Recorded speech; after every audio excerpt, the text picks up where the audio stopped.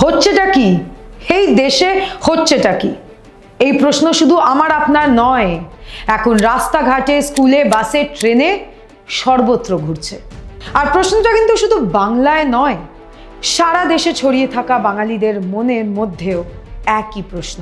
কেন আমরা বাঙালিরা হঠাৎ করে টার্গেট হয়ে যাচ্ছি? এই প্রশ্নটা আমি সকলের সামনে রাখছি। বাঙালি হওয়া কি এখন অপরাধ? তুমি বাংলায় কথা বললে তোমাকে বাংলাদেশি বলা হবে। তুমি যদি রবিবারের দুপুরে ইলিশ খাও, রবীন্দ্রনাথ পড়ো, নজরুল শোনো, দুর্গাপুজো করো, তাহলে তুমি অনুপ্রবেশকারী, তুমি রোহিঙ্গা। তাহলে শুনে রাখো, আমি বাংলায় কথা বলি, আমি বাংলায় গান গাই, আমরা সবাই ভারতবর্ষের নাগরিক, আমরা গর্বিত বাঙালি।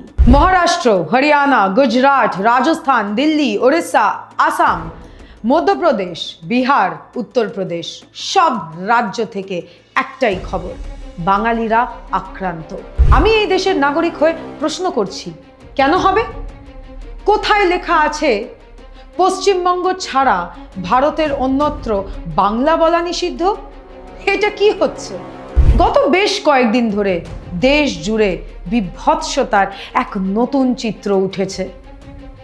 রাজ্যে রাজ্যে বাংলাভাষী পরিযায়ী শ্রমিকদের বাংলাদেশি তকমা দেওয়া শুরু করা হয়েছে। বাংলাভাষী এবং সংখ্যালঘু হলে তো আর কথাই নেই, সঙ্গে সঙ্গে অবৈধ বাংলাদেশি অনুপ্রবেশকারী বলে চিহ্নিত করে দেওয়া হচ্ছে। শুধু বিজেপি রাজ্যের পুলিশ প্রশাসনই নয়, বিজেপির অঙ্গুলি হেলনে নির্বাচন কমিশন আর কিছু সংগঠন এই অত্যাচারের অভিযানে সামিল হয়েছে। মোদী সরকারের একের পর এক ব্যর্থতা থেকে নজর ঘোরাতেই কি বাংলাদেশি তকমা দিয়ে একের পর এক বিজেপি শাসিত রাজ্যে বাংলাভাষী মানুষদের ওপর আক্রমণ ঘটানো হচ্ছে। পরিযায়ী শ্রমিকদের অবৈধ অনুপ্রবেশকারী বলে চিহ্নিত করে তাদের ওপরে নির্মম অত্যাচার চালানো হচ্ছে। উদ্দেশ্যটা কি জানেন?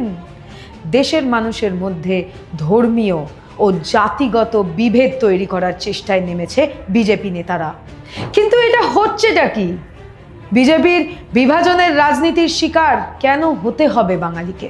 হরিয়ানার পানিপথে কাজে যাওয়া বাংলার পরিযায়ী শ্রমিকদের বৈধ পরিচয়পত্র ছিঁড়ে ফেলে মেরে হাত পা ভেঙে দিল কেন? দিল্লির জয়হিন্দ বস্তিতে বাঙালিদের ওপর কেন অমানবিক অত্যাচার করা হচ্ছে? পানীয় জল, বিদ্যুৎ পরিষেবা বন্ধ করে উচ্ছেদের হুমকি দেওয়া হচ্ছে কেন? একটা নিষ্পাপ শিশুকেও রেয়াত করা হলো না। মহারাষ্ট্রে কাজে যাওয়া বাঙালি শ্রমিকদের বৈধ পরিচয়পত্র থাকা সত্ত্বেও জোর করে বাংলাদেশ পাঠানো হলো কেন? বলি, এসব হচ্ছেটা কি?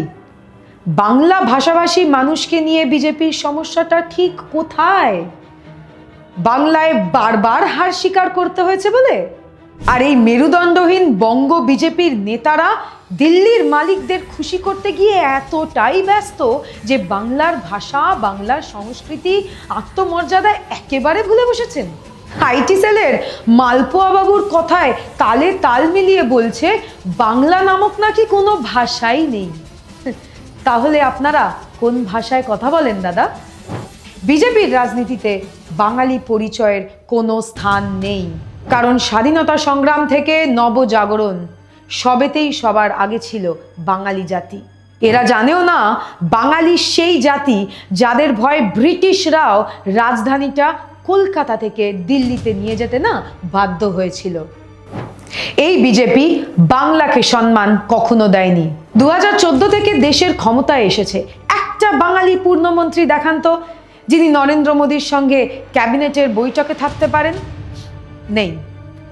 বাংলার ভাগ্যে ওই একটা আধটা হাফ মন্ত্রী বরাদ্দ রেখেছে। বাঙালির ইতিহাস, বাঙালির ভাষা, সাহিত্য, সংস্কৃতি সব কিছুকেই উপেক্ষা করে চলেছে বিজেপির রাজনীতি। বিজেপি যতই আঘাত করুক, মমতা বন্দ্যোপাধ্যায় আজ বাংলার আত্মবিশ্বাসের মুখ। বাংলার প্রতিরোধের নাম আজ মমতা বন্দ্যোপাধ্যায়, যার সঙ্গে আছেন বাংলার জনতা। ধর্মের নামে হিংসা, ভাষার নামে তাচ্ছিল্য, অত্যাচার, এগুলো নিয়ে বাংলায় টিকে থাকতে পারবে না বিজেপি। বাংলার মানুষ গণতন্ত্রে বিশ্বাস করে, প্রত্যাঘাত হবে ভোটের বাক্সেই। ইতিহাসে লেখা থাকবে বাঙালিকে চটিয়ে বড় ভুল কাজ করেছিল এই বিজেপি। বাঙালি জাতি অন্যায় অবিচার প্রথমে সহ্য করে, কিন্তু ভুলে যায় না। বিজেপি আজ যা করছে তার প্রতিটা হিসেব রেখে দিয়েছে বাংলার মানুষ। মনে রেখো বিজেপি, এই দেশটা শুধু গোমূত্রে ধোয়া কোনো একরঙা সংস্কৃতি নয়।